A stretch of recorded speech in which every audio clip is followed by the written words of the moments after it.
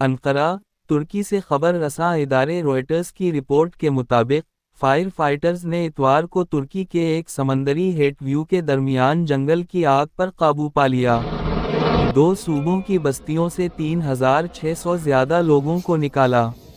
زراعت اور جنگلات جنگل کے وزیر بربر یومکلی نے صحافیوں کو بتایا کہ جنوبی صوبے مرسن اور انطالیہ کے ساتھ وسطی جنوبی اسکائی جنگل میں کافی حد تک پا لیا گیا ہے، لیکن شمال مغربی اور شمالی کوریا کرابوک میں اب جلتی بھی رہی ہے اور روز ترکی کی خود مختاری کے علاقے میں اضلاع برسا آگ کے گورسوٹل علاقے میں واقع علاقے میں آگ لگ گئی ہے۔